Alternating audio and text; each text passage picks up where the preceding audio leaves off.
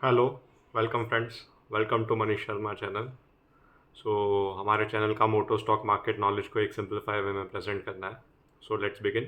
आज का मार्केट का व्यू देख लेते हैं। Sensex and Nifty both were on positive note. Sensex आज 454 पॉइंट्स अपसाइड पे थे, यानी कि 0.63% upside. Nifty was up by 157 points.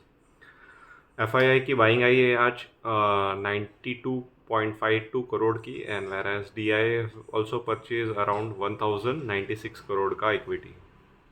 Provisional data है ये। एंड शुरू करते हैं कुछ की अपडेट्स के लिए। न्यूज़ आ रही है कि पार्लियामेंट डिस्कस कर रही है कि इंश्योरेंस कंपनी के रिगार्डिंग हेल्थ मतलब इंश्योरेंस में रेट जीएसटी रेट रिड्यूस्ड हो। So it is positive for the insurance business like HDFC Life, SBI Life and other insurance company।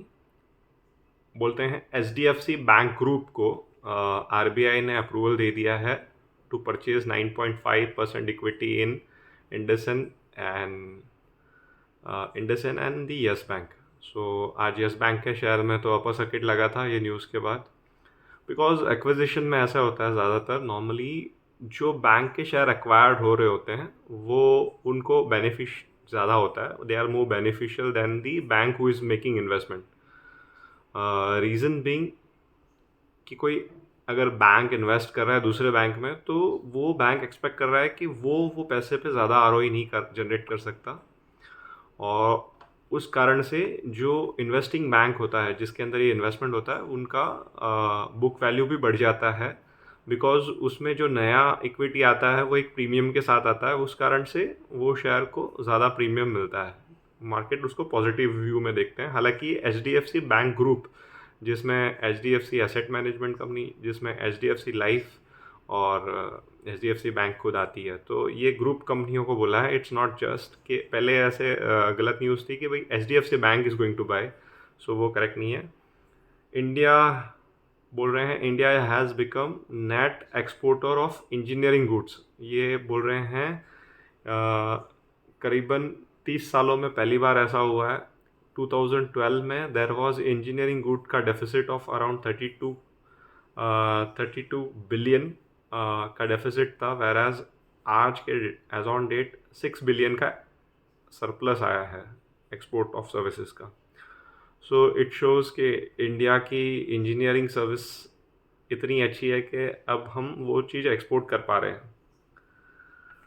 और एक न्यूज़ आई है कि India looks at $67 billion investment to improve the energy mix over next 5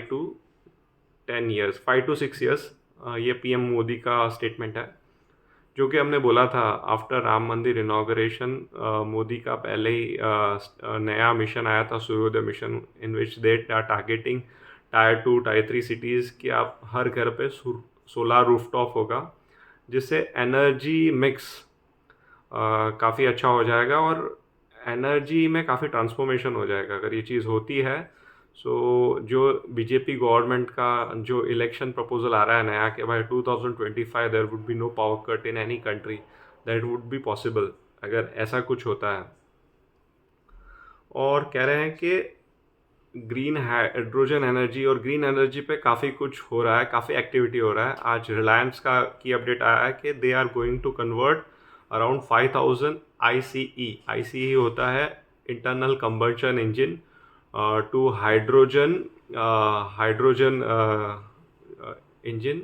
and ये technology इनकी in house बनाई हुई है already, and they expect around 3 times more efficiency than compared to diesel engine, and end to end H2O मतलब hydrogen consumption for mobility. मतलब ये बोल रहे हैं इन्होंने ट्रायल रन किया है 5000 और ये इंटरनल यूज़ करेंगे 5000 हाइड्रोजन व्हीकल्स के। एंड ये सबसे बड़ी अच्छी बात है कि ये 3 times more powerful than diesel होगा, सो पावर एफिशिएंट भी होगा। एंड अगर ये होता है सो एक अल्टरनेटिव एनर्जी सोर्स हमारे पास हाइड्रोजन भी होगा। सो हमको लगता है बहुत सारी कंपनी जैसे BMW, जनरल मोटर्स, इन्होंने सब ने ईवी को अब थैंक्स कर दिया है, and they are now working on hydrogen as a next fuel. Because ये इजी होगा फिल करने के लिए। आज की डेट में जो इसका प्रोसेस है, इसमें काफ़ी इलेक्ट्रिसिटी लगता है and it is expensive as compare to जो नॉर्मल फॉसिल फ्यूल है, यानी कि पेट्रोल और डीजल। सो इस कारण से अब ये सक्सेसफुल नहीं है, बट अब because of solar energy and because of new technology coming in, अगर ये हाइड्रोजन एक्सट्रैक्शन ईजी हो जाता है, सो ये एक next fuel as a use होते रहेगा। Let's see how the world moves on. क्योंकि 4-5 साल पहले हम इलेक्ट्रिक ईवी की बात सुन रहे थे, बट अब 4-5 सालों में हमको ईवी की गाड़ी रोड पे दिखती है। देखते हैं ये हाइड्रोजन कार हमको कब तक देखने को मिलती है। Some update on Paytm. RBI ने पेटीएम पे रिस्ट्रिक्शन लाया है। कह रहे हैं, सोर्सेस प्रेस रिलीज की न्यूज़ है कि there are around 1000 account on which same PAN has been quoted. ये न्यूज़ है, उस कारण से पेटीएम के शेयरों में काफ़ी गिरावट आ रही है पिछले 2-4 दिनों में। सो ये काफ़ी नेगेटिव है। कल न्यूज़ ये भी आई थी कि रिलायंस जियो विल बाय पेटीएम वॉलेट, फिर बाद में क्लैरिफिकेशन आया कि नहीं, वो नहीं कर रहे। So all in all Paytm valuation wise भी काफ़ी महंगाई शेयर है, और बिकॉज ऑफ बीच में बड़े बड़े इन्वेस्टर लाइक वॉरेन बफेट और इन्होंने काफ़ी इक्विटी सोल्ड की थी, तो इनके प्रोमोटर ने वो बाई करी थी, वो लिवरेज पे बाई करी थी। अगर शेयर ऐसे ही डाउनसाइड में जाता रहा तो इनके प्रोमोटर का शेयर भी बिकने लग जाएगा, क्योंकि मार्क टू मार्केट करना पड़ेगा। सो शेयर में और गिरावट आ सकती है, ऐसा हमारा अनुमान है। हालांकि नई बाइंग ऐसे शेयरों में नहीं करनी चाहिए जब तक इनका सर्किट लगते रहता है। आपको नया बाइंग नहीं करना चाहिए, बिकॉज आप फंस सकते हो, बिकॉज बैलेंस शीट में इतना कुछ दम नहीं है। अगर इनकी बैलेंस शीट में प्रॉफिट होता सो वी वुड रिकमेंड कि आप बाई कर दो, बट ये कंपनी कैसी होती है, फ्यूचर में अर्निंग करेगी। These are purely based on technology. So हालांकि इनके क्वार्टर ऑन क्वार्टर रिजल्ट्स ठीक आ रहे थे, मतलब इनकी रेवेन्यू बढ़ रही थी और लॉसेस कम हो रहे थे, बट प्रॉफिट में आए नहीं थे अभी तक। सो लेट्स सी ये कैसे होता है, बिकॉज इनका टैगलाइन था पेटीएम करो, और आरबीआई ने कह दिया इनको पेटीएम मरो। सो ये एक टैगलाइन है, एंड डिस्क्लेमर के तौर पे बोलना चाहेंगे, एक ह्यूमर पॉइंट ऑफ व्यू से हम ये बता रहे हैं आपको कि थोड़ा सुनने में अच्छा लगे। केमिकल स्टॉक्स में काफ़ी स्लो डाउन है, और काफ़ी केमिकल्स कंपनी की कॉन कॉल्स और ये सब मैनेजमेंट रिपोर्ट्स आप पढ़ेंगे तो वो एक्सपेक्ट कर रहे हैं कि by quarter end by start of 24-25 they expect positive upturn in the chemical segment, because chemical एक कमोडिटी कंपनी है, और बिकॉज ऑफ चाइना में स्लो डाउन है, सो ये सेक्टर काफ़ी डाउन साइड में जा रहा है। पहले 1-2 साल पहले तक इनमें काफ़ी अपसाइड था, बट अब ये डाउन साइड में चल रहा है। अगर आपके पास होल्ड है तो आप होल्ड रखिए, जैसे साइकिल चेंज होगा तो अपसाइड ज़रूर आएगा। और हमारे पास भी काफ़ी कुछ केमिकल स्टॉक्स होल्ड करते हैं हम, और we are positive on them. हालांकि ये सब शेयरों में साइकिल होती है, वो साइकिल जब तक अपटर्न में नहीं जाएगी तब तक आपका पैसा नहीं बनेगा। एक कंसेप्ट है प्रॉक्सी इन्वेस्टिंग, जो हम सोलार वाली बात कर रहे थे कि जो अल्टरनेटिव एनर्जी आएगी। सो एज अ इन्वेस्टर आपको ये सोचना चाहिए प्रॉक्सी इन्वेस्टिंग कहाँ से करें, किस में करें, बिकॉज ये पीटर लिंक का कंसेप्ट था। जब यूएस में गोल्ड माइन और गोल्ड रेस की एक रेस लगी थी कि भाई सबको गोल्ड माइन में इन्वेस्टमेंट करना था, एक्सट्रैक्शन करना था गोल्ड में, तो सब कोई वो गोल्ड माइनिंग में लग गए थे। बट वो जो पैसे वाले हुए, वो कंपनी जो ये मशीनरी बना रहे थे गोल्ड माइन एक्सट्रैक्शन की, और एक कंपनी जो लिवाइस जो जीन्स पैंट बनाते थे। सो आपने देखा होगा लिवाइस की जीन्स आती है, सो उस टाइम पे ये कंपनी काफ़ी सक्सेसफुल हो गई थी। सो हमारे को भी इन्वेस्टिंग में जब हम अल्टरनेट फ्यूल की बात करते हैं, सो हमको डायरेक्ट इनके बेनिफिशियल, जैसे सोलार वाले रूफ पैनल वाले होंगे, वैसी कंपनियों को देखना चाहिए, बिकॉज ये सब कोई अपने ब्रांड का प्रोडक्ट लाएगा, बट जो कॉमन एलिमेंट है, जैसे कि अगर कार है, चाहे ईवी है, चाहे पेट्रोल है, सो कार के टायर तो बिकते रहेंगे। वो इस सेगमेंट में एक मतलब बैटरी कार आए, हाइड्रोजन कार आए, टायर्स तो बिकते रहेंगे। So it is proxy to automobile industry. So ऐसे सेगमेंट में हमको इन्वेस्टमेंट करना चाहिए जहाँ पे हमको लगता है कि फ्रिक्वेंटली बाइंग आती रहेगी, and sector itself is not more depending on technology change, because automobile sector जैसे आईसी पूरा बंद हो गया, सो वो कंपनी का जो R&D होगा, इन्वेस्टमेंट होगा ICA रिगार्डिंग, वो पूरा स्क्रैप हो जाएगा। हालांकि ये सब ग्रेजुअल होता है, इतना फास्ट नहीं होता है, बट एज अ इन्वेस्टर हमको ये चीज़ों का पता होना चाहिए। और भारतीय एयरटेल का कल रिजल्ट आया। रिजल्ट में इनका आरपू बढ़ा है, 208 हुआ है फ्रॉम 203, एंड रेवेन्यू 20.442 बिलियंस बढ़ा है as compare to previous year 13.42, and margin थोड़ा घटा है 52 का। रिजल्ट ओवरऑल ठीक ठाक है, ज़्यादा बड़ा कोई ग्रोथ नहीं दिख रहा हमको इसमें।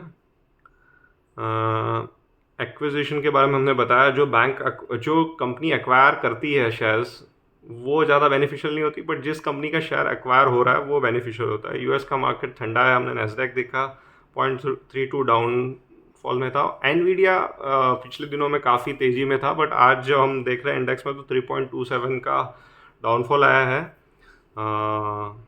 Nvidia is the leader of the bull market in at US, and this is just for the knowledge purpose we are sharing.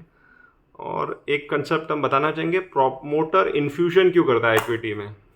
ये इसलिए करता है क्योंकि प्रमोटर एक सिग्नल देना चाहता है कि they expect company to do better, और ये इन्फ्यूजन कभी कभी कैश में होता है, कभी कभी शेयर वारंट में होता है। तो शेयर वारंट में ऐसा होता है कि कंपनी ने आज एक्सरसाइज किया है, बट वो 1 साल 1.5 साल बाद वो पोर्शन बाय करेंगे। सो ये जब मैनेजमेंट या प्रमोटर जब करते हैं, जब दे एक्सपेक्ट कि company is going to do good business over a quarters period और कमिंग क्वार्टर अहेड। सो ये एक सिग्नल होता है मार्केट में। सो ये पॉजिटिव सिग्नल होता है, but when you buy share, it's not just the factor. You have to look at sales growth, you have to look at margin growth, you have to look the EBITDA growth, and ROE हमारा जैसा main factor होता है कि at least 20% तो होना ही चाहिए। एक concept है XIRR एंड CAGR। सो इन दोनों में डिफरेंस क्या है? XIR वो होता है जैसे हम इन्वेस्टमेंट SIP फॉर्म में कर रहे हैं, जैसे आज मैंने 10,000 किया, 10 दिन बाद 10,000 किया, तो XIR मेरे को उस पीरियड में एक्चुअली एनुअलाइज बेस पे मैंने कितना रिटर्न किया वो मेरे को डिराइव करता है। Whereas compound annual growth rate होता है, जैसे कि ईयर ऑन ईयर मैंने कितना ग्रोथ किया है। अगर इस ईयर 100 किया है और नेक्स्ट ईयर 110 किया है तो 10% का CAGR हो गया। 150 किया है, सो 110 डिवाइड बाय 150 वो ग्रोथ आ जाएगी। ये होता है CAGR, compound annual growth rate. XIRR आपको एक सिस्टमैटिक इन्वेस्टमेंट में आपको एनुअल रेट कितना आया ग्रोथ का वो बताता है। ये म्यूचुअल फंड स्टॉक्स में होता है, बहुत सारे प्लेटफॉर्म आपको XIRR सिस्टम से ही कैलकुलेट करके दे देते हैं। सो जब आप म्यूचुअल फंड देखते हैं तो XIRR is a better concept to analyse कि भाई इतना रिटर्न तो हमको ईयर ऑन ईयर बेसिस पे, एनुअल बेसिस पे मिलेगा। इसकी डेफिनेशन में ऐसे लिखा है, single rate of return that provide current valuation of entire investment when applied to each SIP। और एक न्यूज़ आई, Cred is going to acquire Kuvera. Kuvera एक प्लेटफॉर्म है SIP म्यूचुअल फंड बाय करने का। उनके 3 लाख एक्टिव सब्सक्राइबर है। And disclaimer के तौर पे बोलना चाहेंगे, कुवेरा हम हमारे म्यूचुअल फंड ट्रैक करने के लिए यूज़ करते हैं, अच्छा प्लेटफॉर्म है। सो ये एक न्यूज़ था उनको। In this way CRED has enter into wealth management business. CRED कि काफ़ी सारे बिजनेस है, bill discounting, bill credit card payment and all. So ये वर्टिकल उन्होंने और ऐड कर लिया है। सो आज का वीडियो यहाँ तक ही रखते हैं। हमारे चैनल को लाइक करने के लिए, शेयर करने के लिए धन्यवाद। Bye bye.